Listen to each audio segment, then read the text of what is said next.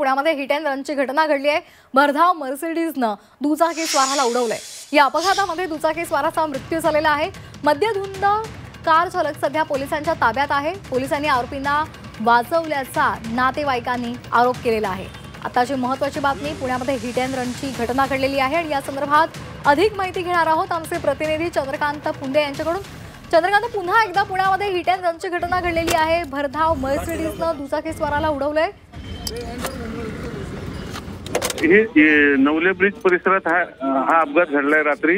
हा अपघात घडून संबंधित चालक जो आहे मर्सिडीज गाडीवाला तो पळून गेला होता, मद्यधुंद अवस्थेत होता असं मृताच्या नाते म्हणणं आहे। नंतर मग पोलीस जागा झाला। अगोदर हे प्रकरण दाबण्याचा प्रयत्न झाला असा नातेवाईकांचा आरोप आहे, पण सगळं नातेवाईकांनी तक्रार केल्यानंतर आक्रमक भूमिका घेतल्यानंतर अखेर त्या आरोपीला अटक केलेली आहे आणि पुढची सगळी कारवाई सुरू आहे। पण या निमित्ताने हिट अँड रन ज्या केसेस होत आहेत त्याच्यावर कुठेही याचा अर्थ कंट्रोल नाही का, हा प्रश्न पुन्हा एकदा ऐरणीवर आलेला आहे असं तिथं त्यानं नमूद करावं लागतं। पोर्शे कारचा इन्सिडेंट एवढा ताजा असताना त्याला वर्षाने होऊन गेलं, तूच पुन्हा हे बड्या बापाची झेंडा ज्याला आपण म्हणतो, हे मोठमोठ्या गाड्या घेऊन मद्यधुंद अवस्थेत चालवतात आणि गोरगरिबांना चिरडतात।